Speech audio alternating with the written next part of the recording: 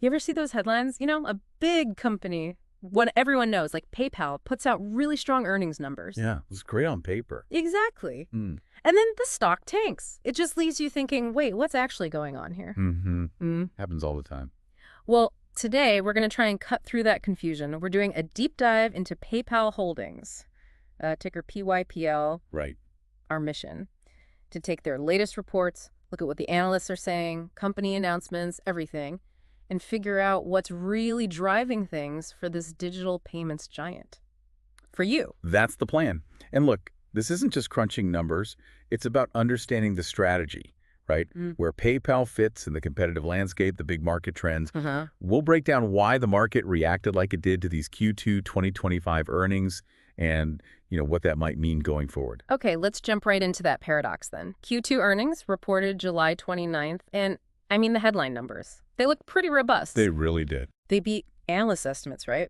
Revenue at $8.29 billion, and that non-GAAP EPS earnings per share, basically core profit per share, came in at $1.40. Better than expected. Yep. Surpass expectations on both fronts. So you'd think good news all around. You would, but here's where it gets, well, interesting, as you said. Despite beating estimates, despite even raising their forecast for the full year's earnings. The stock took a hit, Mm. a pretty significant one, too. Dropped, 8.66% in a day? Yeah. Trading right around that fair value estimate of $71. Wow. So the market's seeing something beyond just those Q2 numbers. Exactly. It suggests they're weighing that good performance against, maybe a more cautious operational outlook, or perhaps the implications of future spending. Could be a bit of buy the rumors, sell the news, or maybe digging into the details, just raise some flags. Okay, before we get to the flags, let's focus on the positives from the quarter. What stood out as genuinely strong in these results? Sure. Well, first off, this was their 6th straight quarter of profitable growth. That shows some consistency. Okay, consistency is good. Definitely. And total payment volume TPV that grew a healthy 6%, hitting nearly $444 billion. Transaction margin dollars, if you exclude interest on customer funds, were up a strong 8%. So the core engine is still humming. It seems so. Plus, they're returning cash to shareholders. Bought back about 22 million shares for $1.5 billion in Q2. And they've got a solid balance sheet, $13.7 billion in cash and investments. They even bumped up their full-year non-GAAP EPS guidance, now expecting $5.15 to $5.30. That's an 11% to 14% increase year over year. And they stuck to their free cash flow guidance of $6 to $7 billion for the year. Okay, so solid growth, shareholder returns, raised full-year outlook. Yeah. Sounds pretty good. So what is spooking the market then? What's the catch? Right. This is the key question. A lot of the caution seems to stem from the guidance for the next quarter, Q3. Ah, the near-term outlook. Exactly. The non-GAAP EPS for Q3 is expected to be roughly flat compared to last year, around $1.18 to $1.22. Flat, after all that positive talk. Well, yeah. And the reason they gave is planned increases in spending, specifically on marketing and product development. Ah, investing for the future, but hitting profits now. Precisely. They're essentially signaling we're dialing back near-term profit growth to invest heavily in initiatives that we think will drive much bigger growth down the line. It's a trade-off. Short-term pain for potential long-term gain. So the bottom line for you, the listener, is maybe that PayPal's taking a calculated hit now, hoping for a bigger payoff later. But okay, what about the actual operations, day-to-day stuff? Did anything in those details worry investors? Yeah, I think the operational picture was a bit more mixed. While active accounts did grow to 438 million, and transactions per account were up 4% if you strip out some lower quality volume, the overall number of payment transactions actually declined 5% year over year. Declined. Okay, that's not ideal. No. And their branded online checkout volume, a really key area for them, grew only 5% on a currency-neutral basis. That was actually below what management was aiming for, sort of mid-single digits. Any reason why? They pointed to headwinds from tariffs and some softness on platforms based in Asia. Also, transaction losses ticked up slightly to 9 basis points. That's 0.09%. Should we be worried about that? They attribute it to normalization after lower periods and rolling out new products. They do expect the full-year rate to be closer to 8 basis points, hoping AI and automation will help optimize that. So yeah, definitely a mixed operational bag. Strengths, but also clear areas needing attention. So with those headwinds and tough competition, how are they planning to defend their position? You mentioned their economic moat before. How strong is that really? Right, the moat. We rate it as wide, which is significant. It's mostly built on that powerful network effect. Meaning more users makes it better for everyone. Exactly. Biggest two-sided open platform globally. Hmm? Hundreds of millions of consumers, millions of merchants. The more people join, the more valuable it becomes for everyone else. It creates high switching costs implicitly. Plus, you have intangible assets, the trusted brands, PayPal, Venmo, and their expertise in things like KYC, KYB, know your customer, know your business. That's crucial for compliance and security. That makes sense. But in fintech, things change so fast.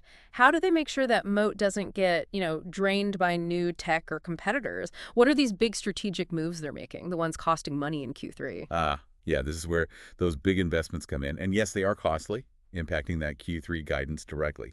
The headline initiative is probably PayPal World. PayPal World sounds ambitious. It really is. The idea is to create a global platform to simplify today's fragmented wallet system. Connect major networks like Venmo, Mercado Pago in Latin America, Tenpay Global from China, India's UPI. Wow, that's huge. Potentially massive. It could open up their market to billions more users. It's supposed to launch this fall, and they're designing it to work with things like stablecoins and even agentic shopping. Agentic shopping, like AI assistants buying things for you. Sort of, yeah. AI acting on your behalf in commerce. Yeah. So very future-focused. Okay, what else is in the works? They also announced Pay with Crypto, allowing U.S. merchants to accept over 100 cryptocurrencies, converted instantly, puts them right at the edge of on-chain commerce, transacting directly on blockchains. Interesting. So leaning into crypto. Seems like it. Beyond that, they're upgrading checkouts, pushing buy now, pay later, which is still growing strongly for them, and trying to make Venmo more of an everyday commerce tool. Venmo's actually showing good revenue and TPV growth. They even did deals with college conferences like the Big 12 and Big 10 for campus payments. So lots of investment across the board. Necessary maybe, but definitely hitting the bottom line short term. Exactly. Necessary but costly investments in their core tech and products to keep up with those long-term trends. Okay, so for you listening, understanding the risks is key. What were the main worries coming out of this earnings review? And let's frame it maybe as the bear versus bull case. Yeah, that's a good way to look at it. The divide really explains the market reaction. So the bear case, worries focus on those operational headwinds we mentioned. That 5% drop in overall transaction. Right, and the only modest 5% growth in branded checkout TPV. Bears point to tariff impacts, general economic uncertainty, maybe even a bit of softening in U.S. retail spending. And those big strategic investments we just discussed, I assume the bears see those as risky? Absolutely. That's central to the bear argument. The increased spending OPEX, up 2% in Q2, expected to rise maybe high single digits in Q3. That's what's flattening the Q3 EPS guidance. Bears worry about the immediate hit to profitability. Plus the risk they might not pay off. Exactly. Execution risk. Things like PayPal World or agentic commerce are complex, ambitious. They need flawless execution and people actually using them. Then there's the uptick in transaction losses, even if temporary, and expected headwinds from interest rates later this year, about $125 million impact guided for Q3, Q4. All fuel for the bear case. Okay, that lays out the concerns pretty clearly. So what's the counter argument? What's the bull case saying? Well, connecting it back to the bigger picture, the bulls are focused on the vision. They see initiatives like PayPal World. It's transformative, potentially opening up massive new markets, connecting billions of users. So focus on the long-term prize. Precisely. They highlight the strength of the core business, the consistent profit growth, the strong free cash flow generation. They see the spending not just as a cost, but as a disciplined investment in crucial areas like AI, crypto integration, agentic commerce, things they believe will drive growth reacceleration, especially looking out to 2026. And the financial stability. Bulls emphasize that too. 6 quarters of profit growth, disciplined share buybacks, showing confidence and returning value. It provides a solid foundation. For what it's worth, our own price target is $77.27, and the average analyst target recently is right around $77. Okay. And you mentioned some insider trading. Yeah, just a data point. EVP Aaron Webster had some transactions on July 15th, a mix of buys and sells at different prices. Always interesting to note, but, interpret with caution. So, wrapping it up, PayPal's Q2 showed, I think, strong financials overall and a clear strategy. But the market reaction really zeroed in on those short-term operational slowdowns and, crucially, the cost of that strategy hitting Q3 profits. A transition period, maybe? That's how we see it, a period of significant strategic transformation. They're laying groundwork now, aiming for growth to pick up again in 2026. The big bets on PayPal World, AI, crypto, plus the ongoing strength in Venmo and those share buybacks. Hmm. It positions them for the long term, we think. So, given where the stock is now, close to that fair value estimate, Hmm. our take is pretty neutral. We see the strong foundation, we see the forward-looking plans, but we also see the execution risks and the cloudy economic picture. Balance. And for you, the listener, maybe the big question to ponder is, will these aggressive bets, especially PayPal World and crypto, actually reshape the game for them?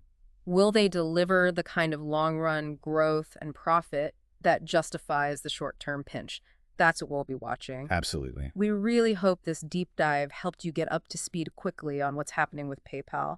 If you found this useful, maybe learn something. We'd appreciate the support. Yeah, please consider supporting the channel. Hit that subscribe button, ring the little bell icon. That way you won't miss our next deep dive when it drops.